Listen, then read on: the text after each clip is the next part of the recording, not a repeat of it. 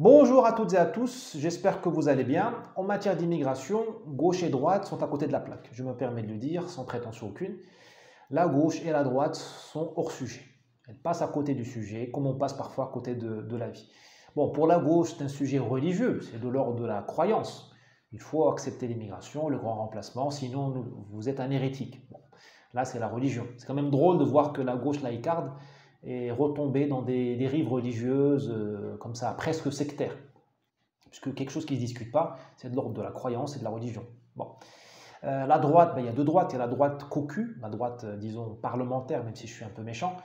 Cette droite-là, elle fait semblant d'être dérangée par l'immigration, mais elle ne fait rien ni pour la comprendre, ni pour la combattre.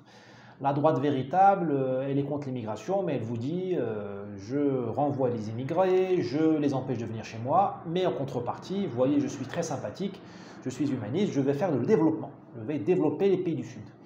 Et c'est là qu'on voit que ni la gauche ni la droite n'ont vraiment compris les ressorts de l'immigration et à quelle bête, B majuscule, hein, à quel animal, à quel monstre nous avons affaire. Nous avons affaire à une logique titanesque, quelque chose de presque tellurique, qui déplace les peuples et qui n'est pas vraiment de l'ordre de la technique. Ce n'est pas avec des mesures techniques, en creusant des puits au Maroc, en Kabylie, ou en cultivant du riz au Burkina Faso, qu'on va même superficiellement, ne serait-ce que superficiellement, arrêter ces flux-là, régler le problème-là.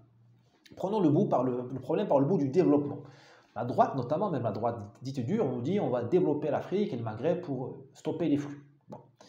Or, les pays d'Afrique et du Maghreb ne veulent pas se développer. Ils ne veulent pas se développer. Même les organisations humanitaires l'ont compris. Vous aurez remarqué qu'on parle de moins en moins de MSF, d'Action contre la faim, de la Croix-Rouge, de ces organisations qui faisaient du travail de développement, de l'aide au développement, de l'humanitaire en Afrique, au Maghreb. Là, elles sont en Europe. Maintenant, on fait l'aide au développement, on l'a fait à Lampedusa, à Paris, en Seine-Saint-Denis. Là, les mecs débarquent par car entier, par avion, par je sais pas quoi, par bateau entier, et ils sont pris en charge par les organisations humanitaires à vie. Chez toi, en bas de chez toi, à Paris 18e arrondissement, à Porte de la Chapelle, ou à Barcelone, ou à Berlin, ou même à Stockholm. Ce qu'ont compris les organisations d'aide au développement, hein, des plus petites, des plus modestes, des plus sérieuses même, il y en a qui sont sérieuses, jusqu'aux plus véreuses, aux plus mafieuses, et elles existent, elles sont légion, c'est que le Sud ne veut pas se développer. Le Maghreb et l'Afrique ne veulent pas se développer, pour deux raisons. La première, c'est que personne ne veut se transformer. Parce que le développement exige une transformation. C'est comme quand tu veux gagner des muscles et maigrir. Eh ben, il faut faire un régime, il faut de la sueur, hein, il faut travailler, il faut courir, faut aller à la salle de sport, il faut lever des poids. C'est dur. Le développement, c'est pareil. Hein. Il faut renoncer à ses travers, à ses mauvaises habitudes, le népotisme, la corruption, le clientélisme. Il faut accepter la méritocratie, qui est un tabou en Afrique et au Maghreb. La plupart des concours publics au sud de Gibraltar sont vérolés. Les places s'achètent. En France, ce n'est pas encore le cas, j'ose espérer. Les places s'achètent. Tu peux devenir flic, ça coûte. J'ai le barème en tête, je ne vais pas le dire. Officier d'état civil, professeur, instituteur, ça s'achète. Donc les gens ne veulent pas renoncer à ça parce que c'est la facilité. Tu te rends compte ce que c'est que tu deviens professeur en achetant ton diplôme, un master. Les masters se vendent dans certaines facs du Maghreb. C'est génial. Il suffit d'avoir de l'argent. Et l'argent, c'est pas très compliqué à faire. Hein. Tu prends des prêts, solidarité familiale, tribale. Il faut renoncer à la tribu comme si tu veux te développer. Parce que la tribu, elle est une trappe à pauvreté, une trappe morale. C'est-à-dire que dans la tribu, tu ne fais confiance qu'aux gens de la tribu. Or, le capital, il ignore les tribus. Donc, si tu ne peux prêter qu'à un type de ta tribu, ben, le type qui n'est pas dans ta tribu, il ne bénéficiera pas de ton capital. Donc, toi, tu n'auras pas le rendement, parce qu'il ne te paiera pas les intérêts. Lui, il restera dans la misère, il ne montrera pas son projet. Vous voyez, or, pourquoi tu ne fais confiance qu'à la tribu? Parce qu'au-delà de la tribu, il n'y a pas de morale. Dans la tribu, on se respecte, grosso modo. Au-delà de la tribu, on se fait du mal. C'est l'ennemi, c'est l'étranger. Chez nous, l'étranger, ce n'est pas le français ou l'espagnol. L'étranger, c'est le type qui est d'une autre tribu ou d'une autre ethnie. Le berbère pour l'arabe ou le berbère, ou inversement, ou je sais pas moi, le bédouin pour le berbère ou le touareg pour l'arabe. Enfin, vous voyez ce que je veux dire? D'une tribu à l'autre, tu changes de monde. Donc, tout est possible. Tout est possible et rien n'est possible. Tu peux tout faire contre quelqu'un qui n'est pas de ta tribu, le truander, lui mentir. Il y a pas de... La morale s'arrête à la limite de la tribu, mais tu ne peux pas faire grand-chose parce que tu ne peux pas collaborer. Une société sans collaboration, il n'y a pas de capitalisme. Parce qu'il faut il faut un moment prêter l'argent. Comment tu fais une start-up? Ben, tu amènes des gens qui donnent de l'argent à des gens à qui ils font confiance, des jeunes start-upers. Quand tu vas voir la BNP ou le Crédit Lyonnais, ben, le gérant de la banque te fait confiance, ton conseiller clientèle. Et toi, tu lui fais confiance qu'il ne va pas te truander, qu'il va te donner tous les prêts, tout ça, qu'il va respecter sa parole, son taux d'intérêt. Or, chez nous, tu quittes la tribu, tu es dans une zone de non-droit. Bon, j'exagère à fond, je force le trait, mais c'est ça l'esprit. Maroc, Algérie, Gabon, Congo, voilà. Voilà. Donc, nous, on ne veut pas, nous, je dis, je généralise, les pays ne veulent pas renoncer à ça. Tu ne peux pas renoncer. Ils ne veulent pas renoncer à ça. Ils ne veulent pas renoncer Il y a une espèce de nostalgie, c'est assez attachant. Ils sont nostalgiques du mode de vie de leurs ancêtres, en Afrique, au Maroc, en Algérie, en Égypte, tout ça. Ce qui fait qu'ils ne veulent pas se transformer, donc ils ne peuvent pas se développer. Tout développement exige un effort, un sacrifice. Alors, les gens ne veulent pas faire ce sacrifice-là. Le deuxième blocage au développement, c'est la fâcherie, le contentieux avec le travail, avec la valeur travail, avec la productivité. Nous avons un gros problème de productivité, de travail. Nous n'aimons pas le travail au sud de la Méditerranée. Quand je dis aimer le travail, c'est aimer le travail pas comme une torture, mais comme une production de valeur. Vous voyez, notre histoire, c'est la piraterie. Les corsaires de Salé, de Saouira, d'Alger, de Tripoli en Libye, les corsaires ottomans, c'était des gens qui ne voulaient pas travailler. D'ailleurs, ils ne travaillaient pas assez parce qu'ils ne produisaient pas assez dans leur artisanat, dans les terres et tout ça. Et donc, ils étaient envoyés par les autorités, les oligarchies économiques et politiques, et les envoyer chercher, saisir la valeur ajoutée, voler la valeur ajoutée en Sicile, au sud de la France, au sud de l'Espagne, aux Baléares, jusqu'aux Açores ou ailleurs, jusqu'en Irlande. Ils se saisissaient de l'or des gens. Quand tu amènes un esclave, ben c'est parce que tu ne sais pas travailler. Et l'esclave que nous amenions, nous au Maroc, en Algérie, au nord de l'Afrique, nous amenions des esclaves qualifiés. Nous amenions des ouvriers qualifiés. Nous amenions les ingénieurs comme esclaves. C'est ça qu'il faut bien comprendre. Il faut oublier l'histoire de l'esclave sorti de sa forêt tropicale, qui mange du mil et qui est fouetté, le pauvre, hein, je le plains, et qui coupe la canne à sucre. Ça, c'est dans d'autres géographies. Dans les géographies du Maghreb, il y avait l'esclavage qui venait de ce profil-là, domestique, disons, et tu avais l'esclavage qui venait d'Europe. Et là, on prenait des ingénieurs, des architectes. Meknès, enfin plusieurs remparts, fortifications remarquables à Meknès, ont été construits par des architectes, des ingénieurs séquestrés au XVIIe siècle, par les corsaires. Ils n'avaient rien à faire, de toute façon, c'était ça ou la mort. À Alger, tu avais des charpentiers. Charpentier, c'était un métier d'élite, hein, au XVIIe. Tu avais des agronomes. Parce que nous ne produisions pas ça. Nous n'avions pas de système éducatif au Maghreb jusqu'à l'arrivée de la France. Nous avions un système éducatif pour la théologie, les études religieuses, parfois d'élite comme à Kérouan en Tunisie, mais nous n'avions pas d'école d'agronomie, nous n'avions pas d'école d'ingénierie, de ponts et chaussées. Ben, il fallait bien faire des ponts. Nous avions bien besoin de canons allemands. Bien, nous amenions, nous séquestrions les consultants qui nous faisaient le travail. Bon, donc cette fâcherie avec le travail, elle continue. C'est une permanence. Malheureusement, dans l'histoire des peuples, il y a des permanences culturelles. Et quand tu ne veux pas travailler assez, tu ne peux pas te développer. Parce que regardez les efforts inouïs qu'ont fait les Coréens du Sud, ou même les Soviétiques pour s'industrialiser. Nous ne sommes pas prêts à faire ces efforts-là. Ça, les gens qui comprennent ont compris ça dans les années 80-90. Et depuis, nous sommes passés à autre chose. Donc le développement, c'est has-been, comme on dit, en mauvais anglais. Je vais vous donner un exemple très concret de mon village, pour vraiment être sûr d'être bien compris. Maroc, village nommé Balil, c'est le Piémont du Moyen Atlas. C'est une région très sympa, très jolie. C'est un monde de vergers. 10 000 habitants dans le centre urbain, 3 000 sont en France. Enfin, en France, Italie, mais surtout en France. Un peu Espagne, un peu Allemagne, Hollande. Grâce à ces 3 000 personnes, nous avons retardé toutes les réformes. C'est-à-dire que, rappelez-vous, transformation, production, transformation, travail. Nous n'avons pas voulu nous transformer. Parce qu'ils ont fait le boulot à notre place. Ces gens, ils sont partis en France, ils sont connectés au PIB français en travaillant, montant des entreprises, devenant ouvriers, mais aussi en se connectant à la CAF, aux allocations sociales. Là, je ne parle même pas de fraude sociale, je parle juste des gens qui vivent en France et qui sont donc insérés dans le circuit financier français, légitime. Ben, ils renvoient quelques euros par mois au village.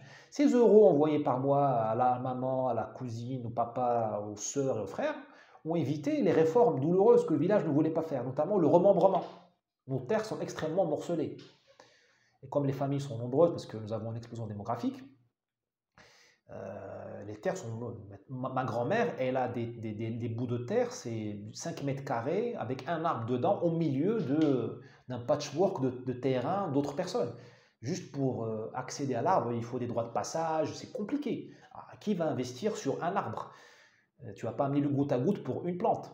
Et ainsi de suite, tu ne vas pas mettre de l'engrais sur une plante, ça ne fait pas sens. Tu n'as même pas l'accès.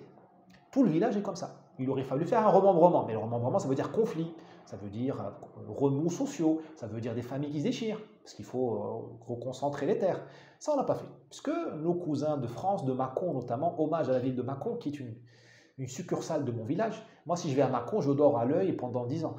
Voilà, donc nous n'avons pas fait cette réforme-là. La réforme aussi des terres collectives, ce qu'on appelle les habous, je n'ai pas le temps d'en parler, mais ce sont des terres de main morte, religieuses, enfin, gérées par l'autorité religieuse, qui ne se vendent pas, qui ne se divisent pas. Donc tu ne peux pas y investir, tu ne peux pas aller à la banque et dire, parce que ce sont des terres où tu as l'usufruit. Donc ma famille a l'usufruit de 10 hectares d'oliviers. Tu peux les planter, prendre les récoltes, mais tu ne peux pas les vendre ou les hypothéquer. Donc tu ne peux pas aller à la banque et dire, voilà, je voudrais acheter une moissonneuse-batteuse, et voilà l'hypothèque. Parce que ce sont des terres qui appartiennent au ministère des Affaires religieuses. Et ça, c'est le Maroc entier. Là, si tu zoomes, enfin, si tu dézoomes et tu prends le Maroc entier, tout le Maghreb, c'est le problème des habous. Tout le Maghreb, tu as un problème foncier énorme. Or, si tu n'as pas le foncier, tu n'as pas le développement. Il faut du bon foncier, bien concentré, sain, avec des bonnes écritures. Nous avons un problème d'écriture énorme au Maroc et en Afrique aussi, c'est pareil. Les écritures sont virolées, il n'y a pas de notaire. Enfin, les notaires sont... Bon, c'est approximatif, ça dépend évidemment. Au cœur de Casablanca, tu as encore des bonnes écritures, des bons titres de propriété. Mais encore, il y a eu des gros efforts qui ont été faits. Et donc, quand tu n'as pas de foncier, tu n'as pas de prêt à la banque, tu n'as pas d'investissement, tu n'as pas d'intérêt à investir. Tu ne vas pas investir sur des micro-parcelles. Voilà. Vous m'avez très bien compris. Donc tout ça, ça a été ces réformes douloureuses qui causent des révoltes sociales. Hein. Rappelez-vous, hein, le Shah d'Iran est tombé notamment à cause du bazar des commerçants du bazar de Téhéran. Voilà, ces réformes douloureuses qui sont nécessaires, indispensables au développement n'ont pas eu lieu. Parce que nous avons pris le chemin, le raccourci qui se connectait à l'économie parisienne, française, et pomper légalement ou illégalement des euros qui permettent de garder la paix sociale et les gens restent immobiles dans leur délire, dans leur stagnation. Un délire, c'est nos techniques agricoles. Dans mon village, et c'est le cas dans l'intégralité du Maroc, nous avons des techniques antédiluviennes, mauvaises. C'est même pas des techniques. Alors elles sont bio, elles ne polluent pas, elles sont comment on dit, soutenables, hein, RSE, mais elles sont pas bonnes. Nous avons des techniques qui sont inefficaces. Mais pourquoi nous ne les changeons pas? Nous n'avons pas besoin de les changer. Parce que la productivité qui nous manque, la valeur ajoutée qui nous manque, que nous ne produisons pas par nos techniques déficientes, nous la récupérons par Western Union, par les transferts de fonds. Tout le monde est content, personne ne bouge. Parce que là aussi, pour le gouvernement, c'est le bonheur. Tu n'as pas besoin d'envoyer un vétérinaire. Moi, j'ai jamais vu de vétérinaire dans mon village, hein, enfin de visite de vétérinaire du ministère de l'Agriculture ou de la promotion agricole ou des gens pour apprendre aux gens à travailler la terre, quand même leur métier. Ils travaillent la terre très mal. Vous voyez, donc ça, l'immigration, elle permet d'éviter ces réformes-là, ces remises en question, ces transformations-là, et on continue à descendre la pente. Imaginez un plan incliné, on descend d'une génération à génération, et les cousins d'Europe payent la facture à la fin du mois. Dans mon village, et c'est le cas dans tout le Maroc et tout le Maghreb, il n'y a pas un mariage qui n'est pas financé par l'argent des immigrés. D'ailleurs, la saison des mariages, c'est la saison des immigrés, quand ils viennent en juillet-août. Parce que les euros permettent d'acheter les traiteurs, enfin, de payer les dots, les cadeaux, tout ça. Le pèlerinage à la Mecque, il faudrait faire le calcul, il faut voir combien de pèlerinages ont été payés par les immigrés en France, dans l'Arabie Saoudite. C'est énorme. Et pour nous, le pèlerinage, c'est très important. Donc, vous voyez, donc l'immigration nous a réglé des problèmes sans que nous puissions nous remettre en cause. C'est le bonheur, enfin c'est le bonheur pour les feignants, mais c'est une catastrophe parce que nous avons les dividendes d'une certaine modernité, travestie, c'est une modernité à deux balles, nous avons quand même des dividendes sans avoir fait d'efforts. Donc c'est un peu le syndrome de l'enfant gâté. Il ne comprend pas pourquoi il doit souffrir. Et le jour où on va devoir souffrir et produire, le jour où nous serons, où l'eau se sera terminée, parce que l'eau est proche de on est proche de la panne sèche là au Maroc au niveau de l'eau potable, en tout cas dans ma région. Le jour où on n'aura plus d'eau, il faudra qu'on invente une nouvelle agriculture, là on va crever la dalle. Le jour où nous serons en concurrence avec les ouvriers chinois, mais vraiment, là ce sera terrible. Déjà les ouvriers turcs nous font très mal au Maroc. Donc voilà, et donc imaginez tout ça au niveau du Sud, Afrique et Maghreb. Vous avez l'immigration a donné, comment dirais-je, une excuse pour ne pas se développer. Elle a réglé tous les problèmes. Donc ce qui fait que les gouvernements, eux, ils sont tranquilles. Parce que non seulement ils évitent de poser les vraies questions, je vous ai dit remembrement, réforme agraire, éducation des gens pour qu'ils apprennent à produire, planning familial, parce qu'il y a l'explosion démographique. Là, il n'y a plus de planning familial, parce que l'excédent familial, l'excédent démographique, on l'envoie en France. Donc tout va bien. Hein. Parce que dire à une femme d'avoir moins d'enfants, c'est chaud, d'un point de vue religieux, d'un point de vue même politique. Donc les gens disent non, démocratie, droit de l'homme, faites ce que vous voulez. Évidemment, la France paye. Donc non seulement on déleste les autorités du Sud de leur devoir, de leur job, qui est de régler ces problèmes-là. Et en plus, on les déleste des classes dangereuses. Comme je vous ai dit, il y a une explosion démographique. Donc il y a beaucoup de classes dangereuses. Les contingents de jeunes, entre 15 et 25 ans, les classes vraiment, le substrat, la matière humaine des insurgés, c'est ceux qui font les révolutions, on les envoie en France ou en Europe.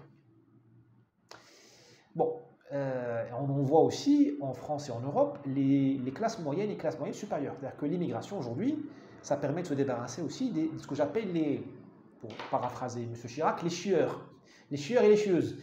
C'est-à-dire les gens qui ont un niveau universitaire, les gens honnêtes, les gens qui ont la tête bien faite et qui n'acceptent pas le sous-développement. Parce qu'il ne faut pas croire que tout le monde au sud de la Méditerranée est content avec le sous-développement ou la corruption. Il y a des gens qui vivent très mal. Et ces classes moyennes-là, classes supérieures, elles la ramènent. Elles veulent les droits de l'homme, elles veulent la fin de la torture, elles veulent l'honnêteté, elles veulent la liberté de la presse. Elles sont souvent sécularisées, laïcisées, pas tout le temps, mais souvent. Elles veulent les droits des femmes, elles veulent... Bon voilà, vous voyez, ils sont des chieurs, je m'excuse de le dire comme ça, mais c'est vraiment l'image. Ça tape sur le système, ça tape sur les nerfs des oligarchies et des gens et des castes au pouvoir. Parce que ce sont des gens qui ont des amis en Europe, des amis au FMI, des amis à l'ONU, des amis à TF1, à France 24. Donc on ne peut pas les martyriser ou les persécuter tranquillement. Ils ont toujours des pétitions. Si tu les mets en prison, ils ont des pétitions. Il y a des pétitions qui circulent sur Internet depuis Paris. Bon, voilà, ça fait du bruit. Donc, on les fait partir aussi. On les fait partir. C'est la fuite des cerveaux. Mais ce n'est pas un drame. Alors nous, toujours on dit la fuite des cerveaux, c'est pas bon. Non, c'est bien vu la fuite des cerveaux au sud de la Méditerranée. Parce qu'on se débarrasse des avant-gardes. Parce que les masses dangereuses, les classes dangereuses, les prolétaires et sous-prolétaires, ils ne savent pas s'organiser. Ils peuvent être au maximum cruels et brutaux, couper les têtes, comme on l'a vu avec le GIA en Algérie dans les années 90. Mais ils n'ont pas comment dirais-je, le logiciel, ou plutôt la colonne vertébrale pour organiser la prise du pouvoir. Là, il faut des enfants de la bourgeoisie, des Lénine, des Trotsky. Les enfants de la bourgeoisie, on les fait partir aussi. Et tant pis pour leur diplôme universitaire, on s'en fout. Quand on a besoin d'intelligence, on l'importe. On amène McKinsey. La France, Thierry disait depuis peu, a découvert que McKinsey donnait des conseils au gouvernement. Mais chez nous, au Maroc, McKinsey ou Atekurni, je ne sais plus, donne des conseils au gouvernement depuis 20 ans. La technologie est disponible maintenant. Il y a une flopée d'ingénieurs maintenant dans le monde. Avant, l'ingénieur était une ressource rare. Maintenant, tu veux faire un pont, tu amènes les ingénieurs turcs. Les Turcs, ils te font des autoroutes clés en main. Tu n'as même pas besoin de faire des écoles d'ingénieurs ou de fidéliser tes ingénieurs ou d'avoir des firmes qui font du béton ou du gravier ou du macadam. Les Turcs amènent tout. Je pense aux Turcs parce que c'est un exemple que je connais bien. Les Chinois te font tout ce que tu veux. Un réseau télécom maintenant, on te le fait clé en main. Tu vas chez Huawei, tu vas chez Nokia, on te l'installe clé en main avec la maintenance. Donc tu n'as pas besoin d'avoir chez toi une intelligentsia, une classe intermédiaire avec des ingénieurs qui ont fait Centrale, Polytechnique, MIT, parce qu'ils t'emmerdent, ces gens-là t'emmerdent. Alors bien sûr, ils existent, mais soit ils sont déprimés, soit ils sont apathiques, soit ils ont été cooptés. Mais beaucoup sont partis, continuent à partir vers le Canada, le Québec, la Californie, l'Europe ou autre. Voilà, donc ça c'est donc le premier driver de l'immigration, c'est sauver la peau des régimes du Sud, africains et maghrébins. Leur sauver leur peau, c'est-à-dire que régler leurs problèmes, les libérer de leur devoir de faire les réformes douloureuses qui peuvent leur coûter leur place, et les délester, les débarrasser de leur classe dangereuse et des avant-gardes qui les embêtent, qui les titillent, comme je viens de vous le décrire. Alors maintenant, vous me direz, mais en contrepartie, au nord, qu'est-ce qui se passe? Quel est l'intérêt? L'intérêt, il est évident. Bon, là, je vais être assez rapide. Bien sûr, ces classes, ces immigrés qui arrivent, ils finissent par être naturalisés et ils votent, comme d'habitude, pour le camp du bien. Ils votent de LFI vers LREM. Macron est très populaire en banlieue. Vous verrez en 2022, il aura beaucoup de votes banlieue. Ça dure depuis 20 ans. Donc là, c'est de la manipulation électorale. On change le corps électoral tranquillement en naturalisant des immigrés. Bon. Et après, on se permet de donner des leçons de démocratie aux Ivoiriens, aux Centrafricains. Bon. Il faut d'abord nettoyer devant sa porte. Vous avez bien entendu un effet de déstabilisation du peuple français. C'est-à-dire que dans ces classes laborieuses, dans ces classes dangereuses, pardon, qu'on vous a envoyées, dans ces classes révolutionnaires qu'on vous envoie depuis le Maghreb ou l'Afrique, il y a la racaille. Ces gens-là, au lieu de faire peur aux élites, aux oligarchies africaines et arabes, ils font peur au peuple français. Parce qu'ils sont faits pour faire du grabuge. C'est la culture tribale, des problèmes d'éducation, enfin bon, on ne va pas revenir là-dessus. Et donc ça donne la racaille. Cette racaille-là, elle a un but politique, elle a un job, elle est très utile à la France. C'est pour ça qu'elle est protégée par les juges, certains juges, par l'intelligentsia, la nomenclatura. Elle est protégée parce qu'elle sert à détruire le mental du peuple français, qui depuis 20 ans accepte tout. Vous avez un des peuples les plus, un des peuples les plus exigeants du monde en termes sociaux, les grèves de 95 contre les retraites, qui en 20 ans est devenu très gentil, un toutou, parce que tu lui as cassé le mental. Quand le type il a peur de sortir de chez lui, il ne va pas s'organiser dans un syndicat et tenir un rond-point et te bloquer un pays. Parce que il n'est plus un homme. Tu as détruit l'homme français à cause de la racaille. Sa femme est molestée, sa fille est violentée, lui il a peur. Et on ne parle pas de vol à l'arraché, on parle d'amputation, on parle de gens qui sont paralysés, tétraplégiques quand même. Et ça a lieu tous les jours, c'est pas une question, c'est pas le Bataclan seulement le problème. Donc ça, quand tu détruis le mental d'un peuple, tu détruis son ego, son estime de soi, notamment des hommes, parce que les hommes, qu'on le veuille ou non, je m'en fous des féministes, que les hommes, c'est la défense, la protection de la société. Ça, c'est le cerveau reptilien, ça résiste au féminisme. Quand les hommes sont détruits, sont réduits, sont humiliés par la racaille, ils n'ont même pas le droit d'avoir la légitime défense, écoute, c'est fini le pays. Et le pays accepte tout. En plus, quand tu concentres tout le débat sur la sécurité, parce qu'à cause de l'immigration, tu as eu la racaille qui te crée l'insécurité, tu descends dans la pyramide de Maslow, ça c'est évident. Et là, les Français ne demandent plus d'être rasés gratis. Ils demandent juste à pouvoir marcher seuls dans la rue la nuit. Enfin, c'est grave, je ne devrais pas rigoler.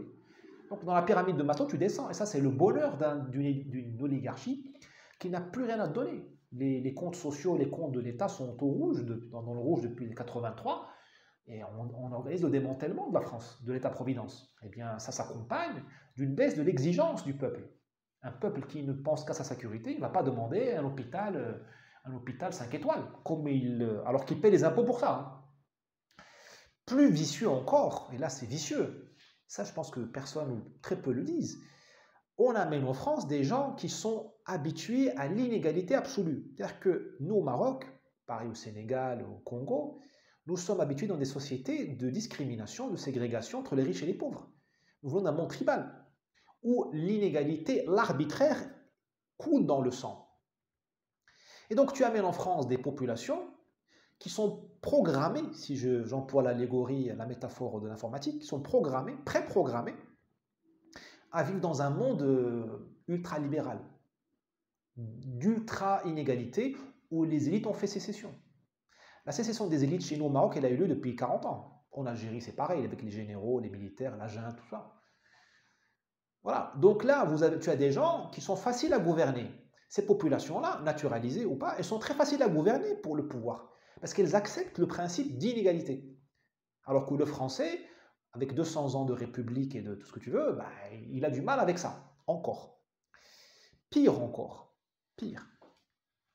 Tu amènes en France des populations qui n'ont pas le même sens moral que le peuple de souche. Je viens d'expliquer en première partie. Logique tribale, morale, à double géométrie variable, j'allais dire même amorale, dans certains cas. La violence illicite sur tous ceux qui ne sont pas de ma tribu, de mon ethnie, et ainsi de suite. Je vérifie le micro. Eh bien, il y a un effet de contamination. Quand tu as tous les jours devant toi un type qui brûle une voiture, ou qui casse je sais pas moi, la poubelle, ou qui fraude le fisc, ou qui travaille au noir, ou qui fraude la CAF, ben tu finis par toi-même, ton standard moral finit par baisser. C'est de la contamination, c'est comme ça. C'est pour ça que le vivre ensemble ne marche pas. Il ne peut pas marcher. Parce qu'une société a besoin d'une égalité. C'est comme, comment on appelle ça en physique, la différence de potentiel. Il ne peut pas y avoir différence de potentiel dans une société. La morale, il ne peut pas y en avoir 1000 morales dans une société. Il y a une seule morale. Il y a une morale dominante et des morales périphériques, marginales. Mais il y a une seule morale. Tu ne peux pas tu peux pas avoir l'un qui fraude la CAF, l'un qui brûle le bus, il lui arrive rien, et l'autre, dès qu'il enlève le masque, tu lui mets 135 €. Ça ne marche pas. Or, le pouvoir a besoin de ça, parce que le pouvoir, il est désarmé devant un peuple honnête. L'ennemi du pouvoir, c'est pas la racaille. Enfin, vous les voyez, c'est pas non plus des combattants vikings. C'est des gens, voilà, c'est pas non plus... on voit bien qu'il y a eu des effets de la malnutrition. Le problème, c'est pas la racaille. La racaille est l'allié du pouvoir. Le problème du pouvoir, c'est le français, de souche ou assimilé, il peut être noir ou arabe, hein, problème pas là, qui soit honnête. Parce qu'un type qui est honnête, il te glisse entre les doigts. Un type qui a un casier judiciaire, tu peux toujours le coincer. Un délinquant, mais un délinquant est un bon interlocuteur pour la police, parce qu'elle peut négocier avec lui, elle peut en faire un informateur, elle peut fermer les yeux sur certains de ses crimes en contrepartie d'autres choses. C'est comme ça que fonctionne la police, les œuvres de basse police d'ailleurs. Le pouvoir, quand il a face à lui un peuple honnête qui paie ses impôts, qui s'arrête au feu rouge, qui obéit, qui est propre, eh il n'a rien à lui faire. Parce qu'à ce moment-là, tu le tiens, pour le martyriser, il faut y aller franco, avec les tanks, les CRS, il faut lui voler ce qu'il a. Un peuple, par contre, de bandits, j'exagère à fond, hein, je vais très vite, un peuple au sens moral vérolé, gangréné par le crime, par la filouterie, par le truandage, tu le tiens comme ça. Parce que tu le donnes aux fonctionnaires de police ou au préfet ou je ne sais pas qui, enfin tu vois, au ministère de l'Intérieur ou à la justice, le droit de faciliter la vie ou de la rendre difficile à ce peuple-là. Un type qui fraude le fisc, eh bien, il est entre les mains. Sa vie, son avenir dépend d'un inspecteur de Bercy. Ça se corrompt. Tout le monde, enfin, les gens sont vulnérables à la corruption. Et donc, ce type-là, ce gérant de bar tabac qui fraude le fisc ou je ne sais pas quoi, eh bien, un jour il a corrompu ton fonctionnaire, le lendemain tu changes de fonctionnaire et c'est toi qui le coinces. Donc tu es dans un jeu du chat et de la souris et tu perds de vue les vrais enjeux. Le hold-up de la banque centrale, le hold-up du salaire du SMIC, le hold-up de la fin de l'industrialisation, le hold-up de la perte de la souveraineté, le hold-up du démantèlement d'hôpital. Tout ça, ça devient des choses hors du radar parce que le débat public, comme au Maroc, comme en Algérie, comme en Afrique, se résume au jeu du chat et de la souris. Une fois tu m'as pris, une fois je te prends. Ça devient cette dialectique-là entre un État plus ou moins voyou et une population voyou. C'est le rêve de l'oligarchie. Parce qu'elle ne peut pas tenir, elle ne peut pas nous imposer un niveau d'inégalité aussi absurde que ce que nous allons vivre si nous ne sommes pas transformés en une humanité amoindrie, une humanité voyou. J'espère que je n'ai choqué personne, hein. Je sais qu'il y a des gens très bien des deux côtés de la Méditerranée, mais je suis obligé de travailler sur le collectif, sinon on ne comprend plus rien. Donc vous voyez, les enjeux sont très sérieux. Et ils sont vitaux. Et c'est le destin, c'est historique. Là, on joue les prochains 500 ans. On n'est pas en train de parler là de la cueillette des saisonniers qui vont faire la cueillette des fraises en Provence. Parce qu'on me dit souvent, oui, le capitalisme français a besoin de... Oh, attentat terroriste. Le capitalisme français a besoin des... je fais tomber les lunettes. A besoin des immigrés pour tourner. Bien sûr, mais c'est pas ça l'enjeu. Ça existe. Mais ce n'est pas les vendanges qui font le PIB de la France.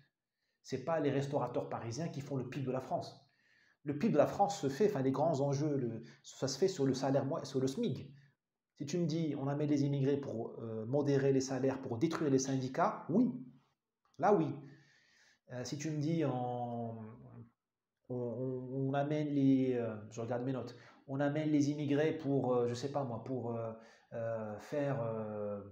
pour embêter les ouvriers français chez Peugeot, pourquoi pas? Mais tu vois où va l'industrie automobile? Elle est en train de se robotiser. Tu vois le Japon, il n'a pas besoin d'immigrés. Le capitalisme peut très bien se passer d'immigrés si tu robotises. Demain, Uber sera robotisé. Je veux dire, demain, tu auras des livreurs Uber en drone, hein, des iFood, je ne sais pas comment on appelle ça, des livreurs en drone. Tu feras quoi de cette main-d'œuvre immigrée, illégale? Bon, elle est là, elle sert à ça, en partie, mais elle est largement inactive. Hein. Je crois que Zemmour a dit qu'elle est à 45% inactive. Le vrai sujet, à part dont j'ai parlé d'un point de vue économique, le démantèlement des syndicats, comme vous voyez, le vrai sujet, c'est l'organisation de la société. C'est comment on s'organise pour produire plein de pognon et l'envoyer vers des gens qui vont devenir immensément riches, alors que les autres vont leur tendre la main et obéir et les servir. C'est ça le vrai sujet, c'est la gouvernance. Bien sûr, c'est un côté économique, mais c'est pas je sais pas moi, ça se passe pas dans les hangars agricoles de Normandie ou du Gard. C'est autre chose. Même si je ne renie pas hein, qu'il y a des intérêts catégoriels ici ou là. Très bien. Alors, comme c'est un sujet, donc comme ce sont des enjeux qui sont vitaux, ils ne sont pas gérés comme ça au hasard. Ce n'est pas une histoire de comptable, avec tout mes respects pour les comptables, ou une histoire de confédération patronale qui organiserait les flux d'immigration. Voilà, non, c'est autre chose. Il y a une véritable, ça se joue au niveau des élites, des oligarchies, c'est-à-dire qu'il y a une véritable connivence entre les élites du Nord et du Sud. Parce que ça s'appelle un partenariat de long terme. Là, c'est un mariage, c'est une symbiose. Parce que tout le monde se rend service.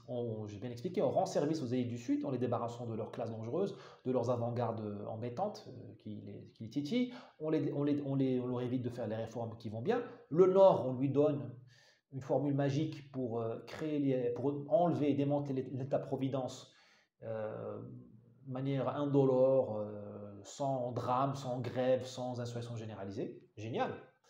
Donc ces services rendus, ils sont dans le marbre parce que c'est tellement important qu'on ne peut pas, si vous voulez, on ne peut pas se permettre que le flux s'arrête. Quand vous voyez que Macron a menacé la fermeture des visas, de ne plus donner de visas pour les pays du Maghreb, ça c'est très grave. Mais ça restait un élément de langage. Prenons cet exemple-là. La terreur des pays du Maghreb, c'est que les visas s'arrêtent. Parce que c'est la fin des migrations, fin des migrations légales. L'illégal continue. Comment il contourne ça? Macron fait son esclandre, il dit qu'il bloque. Mais derrière, il sait très bien que les diasporas qui sont installées chez lui, qui se comptent par millions de membres, leurs membres se comptent par millions, elles tiennent le pays. Elles votent, LREM notamment. Enfin, vous voyez le patron de la mosquée de Paris qui a dit que les Algériens de France devaient faire du lobbying et savoir voter en 2022, c'est très clair. Elles sont traversées par des mafias qui font du grabuge et qui pourraient s'arrêter de faire du grabuge. Si les forces de sécurité du Sud passaient les informations aux forces de sécurité françaises, combien d'attentats ont été évités en France grâce à la coopération sécuritaire? Vous imaginez si Alger ou même Rabat arrêtait de discuter avec Paris, ou l'homme d'attentats que vous aurez, que vous ne pourrez pas, parce que vous ne contrôlez pas les banlieues. Il faut arrêter de raconter des histoires. Hein. La police française ne se renseigne pas dans les banlieues. Un territoire que tu ne fréquentes pas, toi, policier, tu ne vas pas le pénétrer en tant qu'agent de renseignement. Il faut arrêter. Ces diasporas, elles ont un rôle religieux. Et donc, elles ont une vie religieuse. Et cette vie religieuse, elle échappe aussi à la France. Les mosquées salafistes, l'organisation du culte. Juste la fête du mouton, l'organisation, c'est très compliqué. Donc la France a besoin des imams algériens, tunisiens, marocains, maliens. Elle a besoin d'un coup de main, parce qu'elle a vraiment besoin d'assistance technique. Elle ne comprend pas l'islam. Et donc voilà, donc même si Macron fait le kéké en disant qu'il va arrêter les visas, il sait qu'il ne peut pas le mettre en place, du moins sur long terme, parce qu'il est tenu. Vous voyez comment la symbiose, l'accord est dans le marbre, parce que c'est vital pour le Maroc, l'Algérie, la Tunisie, l'Afrique, d'envoyer autant de migrants que possible. Et donc, elle tient la France. Et vous avez, d'autre côté, la France tient ces pays aussi, parce qu'elle intervient dans leur économie, pour amener de la valeur. Vous avez les carrefours, vous avez les grands groupes français qui interviennent dans les pays d'Afrique et du Maghreb, et qui ont la garantie du respect du contrat. C'est très important, le respect du contrat, la liberté du commerce, le droit de ramener leurs dividendes, ce que n'avaient pas ces investisseurs-là au XIXe siècle. Pourquoi il y a eu la colonisation? Pour plein de raisons, mais une des raisons évoquées, avancées, c'était qu'il fallait mettre le couteau sous la gorge au Maroc, à l'Algérie, à la Tunisie, aux pays d'Afrique, pour que les capitalistes français, les financiers, puissent y aller, y investir et avoir le droit de ramener leurs dividendes et de ne pas se faire voler par les... C'est ce qui arrivait en Chine à Danone, hein. Elle a investi, son partenaire chinois lui a tout pris. Bon, résultat, dans la colonisation, les capitalistes ont boudé l'économie, mais ça c'est un autre sujet. Même s'ils ont poussé la France y aller, finalement ils ont boudé, ils ont préféré la Russie et le Nouveau Monde.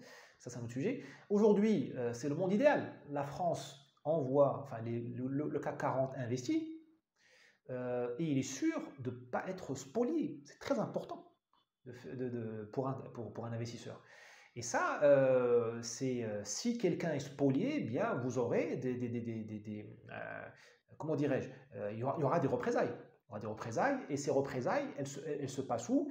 Elles se passent, vous avez aujourd'hui une symbiose entre les élites. C'est-à-dire que les élites du Maghreb et de l'Afrique investissent aussi en France.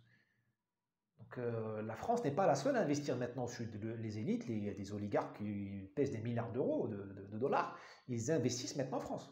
Donc tout le monde se tient par la barbichette. Tu m'en fumes, je sais pas moi, au supermarché, hypermarché de Dakar, tu me l'as fermé pour des raisons sanitaires ou d'hygiène, je sais pas quoi, eh bien tu n'auras pas ton prêt à la banque, je sais pas quoi, à Paris.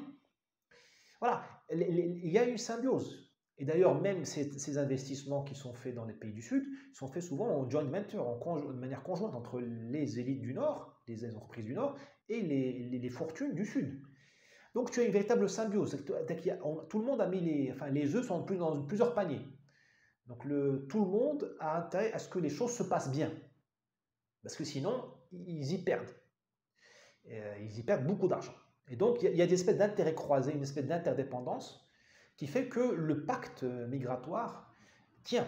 Les flux vont continuer. Parce que tout le monde, à la première, comment dirais-je, le premier qui se rebiffe, il va se faire mordre par tout le monde. Et il va perdre de l'argent. Bon, donc nous avons affaire à un pacte occulte. Enfin, un pacte occulte. Il a été concrétisé dans le pacte de Marrakech, où là on vous parle de réguler les migrations sûres. Donc là c'est même plus, c'est évident. Il faut savoir lire, même pas les signes, il faut lire les textes. Donc voilà le vrai sujet que nous avons face à nous. Il y a ce que j'appelle un New Deal entre les oligarchies du Nord et du Sud. Tout le monde a besoin de l'immigration et tout le monde a organisé la permanence de l'immigration. Tout le monde a organisé le fait qu'on ne peut pas y toucher, sinon on perd beaucoup d'argent dans les représailles, les jeux croisés que je viens d'expliquer. Bon, donc c'est ça le problème de l'immigration. Et le problème, ça se complique. Ça se complique en plus parce qu'il faut comprendre qu'il y a tellement d'immigrés aujourd'hui en Europe que les gens n'immigrent plus en France, en Italie, en Espagne. Ils immigrent dans leur diaspora. Un Marocain, il immigre dans le Maroc de Belgique. Il immigre dans la diaspora marocaine de Belgique. Il immigre dans la diaspora marocaine de France, ou même de l'Île-de-France, ou de Cologne en Allemagne. Donc c'est les diasporas maintenant qui organisent les flux et qui accueillent les gens et qui les intègrent à elles. Les diasporas sont devenues des machines à assimiler. Donc un type qui sort de mon village à Bhalil, aujourd'hui, il suffit qu'il mette le pied à Lampedusa pour être sauvé. Je sais de quoi je parle. Dès qu'il est à Lampedusa, ou encore, sinon en France encore mieux, mais même en Italie, nous avons des filières qui le ramènent, ça prend une semaine par le train, tout ça, on le ramène dans la diaspora, Mâcon, Nice ou ailleurs. C'est pour ça que les gens font tout pour passer les frontières. pour ça que les gens payent 5 000 euros, parce qu'ils savent que dès qu'ils mettent les pieds en Europe, ils sont pris en charge par la diaspora. C'est pour ça que les gens se jettent à la mer. Bon, il y a un peu de folie, mais il y a aussi l'assurance que dès que tu es sur le sol européen, déjà on ne t'expulse pas, en plus tu ne vas pas mourir de faim. Ta diaspora est suffisamment organisée pour qu'on te ramène jusqu'à bon port, qu'on te trouve un job ou du moins le gîte et le couvert. Et ces diasporas-là te prennent en charge comme une maman. Voilà. Donc tu n'as plus besoin de t'intégrer à la France ou à l'Italie ou à la Catalogne ou je ne sais quoi.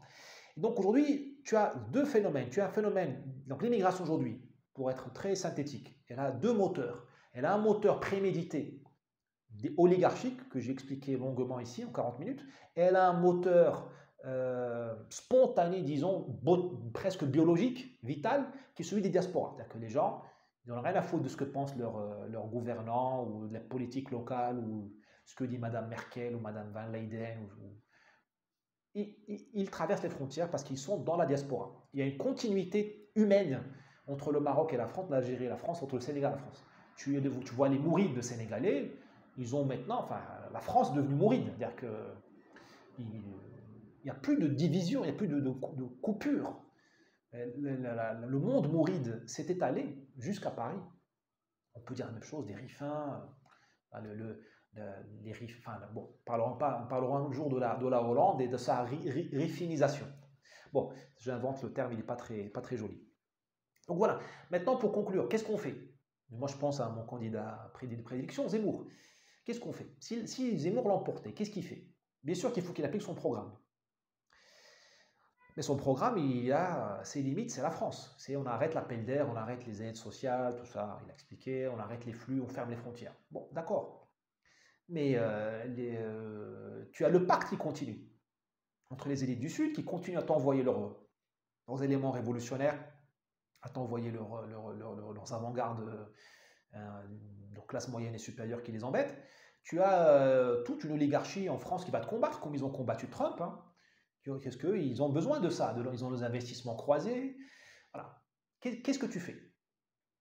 Eh bien, là, tu ne peux pas faire l'économie d'une intervention dans les pays du Sud. Il faut que dans les pays du Sud, tu désorganises les oligarchies pour qu'elles arrêtent de t'embêter, qu'elles arrêtent de t'envoyer les immigrés. Dans un monde idéal, il faut les remplacer. Bon, ce n'est pas forcément un coup d'État, mais il faut voir là, au cas par cas, où ce que tu peux faire monter d'autres élites qui arrêtent de t'envoyer des immigrés. Parce que celles qui sont en place, elles en ont besoin comme d'un cocaïnomane a besoin de sa dose. Elles feront tout pour te les envoyer. Et elles ont des amis chez toi, à Paris 7e arrondissement, d'accord, qui pensent pareil qu'elles, sauf que dans le sens inverse. Donc, il y a l'ingérence directe qui est néocoloniale, mais il y a d'autres choses. Je n'appelle pas l'ingérence néocoloniale, quoique, bon, après tout, les droits de l'homme sont morts à l'occasion du Covid, avec toutes les restrictions aux libertés, pourquoi pas ça, hein. Mais j'aime pas beaucoup l'ingérence néocoloniale. Tu as des ingérences plus ou moins élégantes. Tu peux organiser l'impuissance des oligarchies du Sud. Au Sahel, la France a certainement intérêt à maintenir l'insécurité. Tant que Bamako a peur, elle ne va pas emmerder la France. Tant que le Burkina Faso a peur, des djihadistes, ils ne vont pas embêter la France, ils vont même demander à la France. Il faut organiser ça. Alors là, c'est un travail de machiavélique, c'est un travail sérieux. C'est la politique. Il faut que tu organises l'insécurité de tes partenaires pseudo-rivaux, quoi. Quand ton partenaire n'est pas fiable, il faut s'arranger pour le rendre fiable. Il faut qu'il ait peur. Voilà, donc peut-être que la France va faire sa révolution copernicienne et cesser de vouloir être le gendarme du Sahel et de voir ses intérêts. Il faut mettre ces élites-là en insécurité pour qu'elles puissent lâcher le morceau, parce que là, le morceau est très juteux. Elles font un pognon de dingue, comme dirait Macron, les élites du Sud. Voilà. Une fois qu'on a arrêté ça, c'est déjà un miracle. Tu as le driver, le moteur biologique, la diaspora. Les diasporas elles vont continuer à aspirer, parce qu'une diaspora, c'est un corps vivant. Un corps vivant, comme une civilisation. Elle a besoin de croître. Donc, elle va continuer à faire l'appel d'air. Donc là, tu risques d'avoir des mouvements d'insurrection, des mouvements de troubles civils, des diasporas qui vont te demander, t'exiger d'avoir des quotas d'immigrants. Il faut imaginer une bête qui a besoin de s'alimenter. Bon, là, comme on dit chez moi, on verra le jour J. Hein. Commençons par faire ce qui est... disons nous voyons à 100 mètres devant nous, au-delà de 100 mètres, il y a la brume. Ben, on ne va pas attendre que la brume se dissipe, on ne va pas attendre que le vent souffle. On va labourer les 100 mètres de champ que nous avons devant nous. On verra plus tard ce que le monde sera d'ici là. Donc oui, le programme de Zemmour est pertinent. Attention, faudra tôt ou tard intervenir dans les pays du Sud, de manière élégante, de manière intelligente, comme le savaient faire les Français à l'époque, pour obliger ces pays du Sud pour casser le deal, le New Deal fait entre les oligarchies du Sud et du Nord. Tant que ce New Deal n'est pas cassé, à mon avis, il sera plus facile à casser au Sud qu'au Nord, parce qu'au Nord, les oligarchies pourries ont accès aux médias, à BFM TV, à l'ONU, au FMI, à Amnesty International, donc elles vont te pourrir la vie. Par contre, au Sud, tu peux encore, je l'espère, je veux le croire, tu peux encore intervenir de manière relativement à faible coût et sans trop te faire mordre. Et on verra la suite plus tard. Faisons ce qui est en notre pouvoir tout de suite, sinon on ne fera plus rien et on sera englouti. J'espère que cette vidéo a été utile. À la prochaine.